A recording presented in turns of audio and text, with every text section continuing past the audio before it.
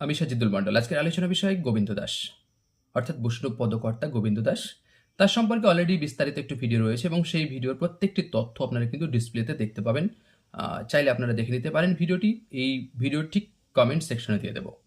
আর এখন আলোচনা করব যেটি হচ্ছে যে গোবিন্দ দাস থেকে কী ধরনের প্রশ্ন আসতে পারে।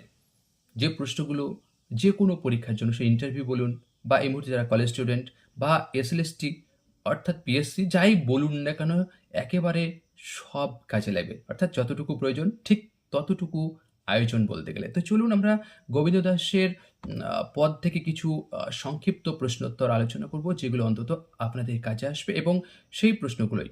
চলুন, প্রথম প্রশ্ন হচ্ছে গোবিন্দ দাস কত খ্রিস্টাব্দে জন্মগ্রহণ করেন? 1537 খ্রিস্টাব্দে। এটা কিন্তু জগদন্দু ভদ্রের মতে। আর অধুনা পূর্ব বর্ধমান জেলার কাটোয়ার অন্তর্গত শ্রীখণ্ডে তার মাতুলালয়ে কিন্তু জন্মগ্রহণ করছেন। গোবিন্দ দাসের পিতা এবং মাতার নাম কি? পিতার নাম চিরঞ্জীব সেন, মাতার নাম সুনন্দা দেবী। গোবিন্দ দাসের আদি নিবাস কোথায় ছিল? পূর্ব বর্ধমান জেলার কুমার গ্রামে। গোবিন্দ দাসের অগ্রজ কে ছিলেন? রামচন্দ্র। গোবিন্দ দাসকে দ্বিতীয় বিদ্যাপতি বলে কে অভিহিত করেছেন? বল্লভ দাস। প্রশ্নগুলো যদি ভালো লেগে থাকে অবশ্যই, যারা নতুন তারা অবশ্যই সাবস্ক্রাইব করে পাশে থাকুন এবং অন্যদের মাঝে শেয়ার করুন। গোবিন্দ দাস প্রথম জীবনে কোন ধর্মে বিশ্বাসী ছিলেন? শাক্ত ধর্মে। পরবর্তীকালে তিনি কোন ধর্মে দীক্ষা নেন? বৈষ্ণব ধর্মে। এবার প্রশ্ন হচ্ছে যে শাক্ত ধর্মে তিনি তো গ্রহণ করছেন কার অনুপ্রেরণায়? তার মাতামহ দামোদর সেনের অনুপ্রেরণায়। কিন্তু পরবর্তীকালে তিনি কার অনুপ্রেরণায় বৈষ্ণব ধর্মে দীক্ষা নিচ্ছেন? রামচন্দ্র, অর্থাৎ তার ভাইয়ের উৎসাহে তিনি শ্রীনিবাস আচার্যের কাছ থেকে কিন্তু তিনি বৈষ্ণব ধর্ম গ্রহণ করছেন। গোবিন্দ দাস কবে লোকান্তরিত হন? 1535 শকাব্দ, অর্থাৎ 1613 খ্রিস্টাব্দে তিনি লোকান্তরিত হন। গোবিন্দ দাস কোন শতকের কবি ছিলেন? ষোড়শ শতকের। গৌরাঙ্গ বিষয়ক পদ রচনার শ্রেষ্ঠ কবি কে ছিলেন? গোবিন্দ দাস। বাংলা সাহিত্যের তাত্ত্বিক কবি কাকে বলা হয়? গোবিন্দ দাসকে।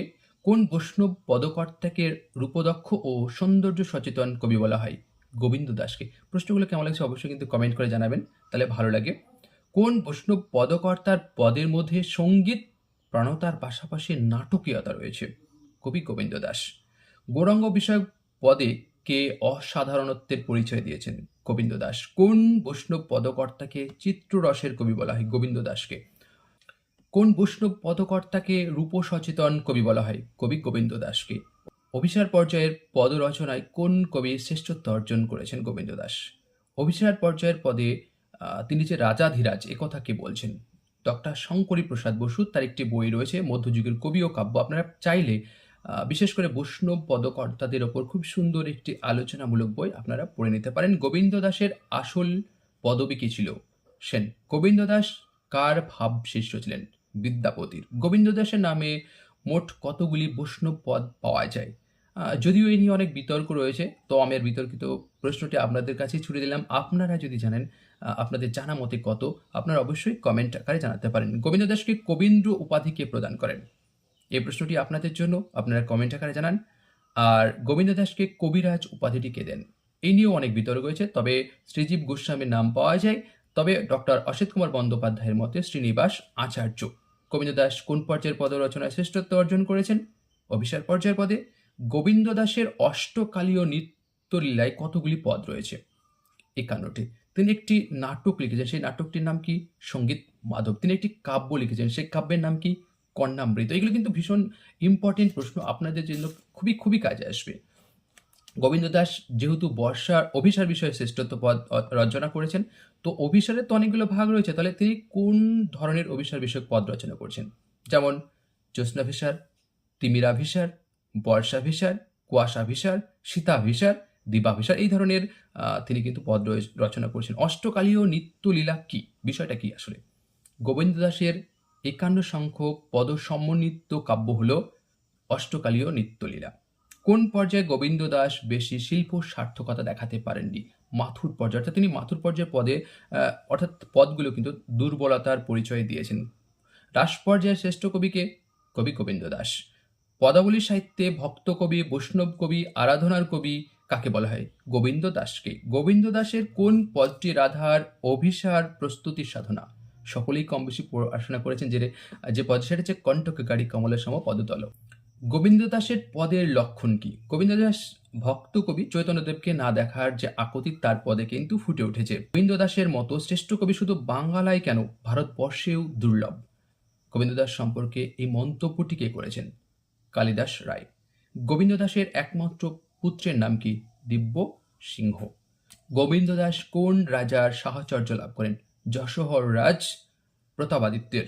গোবিন্দ দাস কোন ভাবের উপাসক ছিলেন? মঞ্জুরি ভাবের উপাসক ছিলেন। পূর্ববর্তী বৈষ্ণব কবিদের বন্দনা করে বা উদ্দেশ্য করে গোবিন্দ দাস কটি বন্দনা পদ রচনা করেছেন? 4টি। গোবিন্দ দাসের পত্নীর নাম কি? মহামায়া। প্রশ্নগুলো আপনাদের কেমন লাগছে অবশ্যই একটু কমেন্ট করুন। বারবার বলা হয় এই কারণে যে আপনাদের ভালো লাগলে আমারও ভালো লাগবে। গোবিন্দ দাসের পদ নিয়ে কে বৃহৎ সংকলন কোথা থেকে প্রকাশ করেন? ডক্টর বিমান বিহারী মজুমদার কলকাতা বিশ্ববিদ্যালয় থেকে প্রকাশ করেন। বিদ্যাপতির অসম্পূর্ণ পদ কে রচনা করেছেন? গোবিন্দ দাস। তার একটি পদ আমরা পাচ্ছিলাম, সেই পদটি আমি পরে আপনাদের জানাচ্ছি। কোন রসের পদ রচনা না করেও গোবিন্দ দাস অতিরিক্ত বিনয়বশত দাস উপাধি লাভ করেছেন? দাস্য রসের পদ রচনা না করেও তিনি কিন্তু দাস উপাধিটি গ্রহণ করেছেন। যেটা বললাম যে বিদ্যাপতির অসম্পূর্ণ পদ গোবিন্দ দাস সমাপ্ত করেছেন, সেরকম একটি পদ হচ্ছে প্রেম অঙ্কুর জাত আত ভেলো। এই পদটি তিনি কিন্তু করছেন, মানে সম্পূর্ণ করছেন। তো মোটামুটি এই ছিল আজকের আলোচনা। তার আগে একটা খুব গুরুত্বপূর্ণ প্রশ্ন এড়িয়ে গেছে, সেটা হচ্ছে মধ্যযুগের বাংলা সাহিত্যে অলৌকিক কবি শিরোমণি আর মঞ্জুরি ভাবের কবি কাকে বলা হয়? উত্তর গোবিন্দ দাস। তো ছিল এই আজকের আলোচনাটি আপনাদের কেমন লাগলো অবশ্যই কমেন্ট আকারে জানান। আবারও একই কথা, ভালো লাগলে অবশ্যই অন্যদের মাঝে শেয়ার করুন এবং অন্যদের কাছে পৌঁছে দিন। যারা এখনও ইউটিউব চ্যানেলটি সাবস্ক্রাইব করেননি অবশ্যই সাবস্ক্রাইব করে পাশে থাকুন। ধন্যবাদ।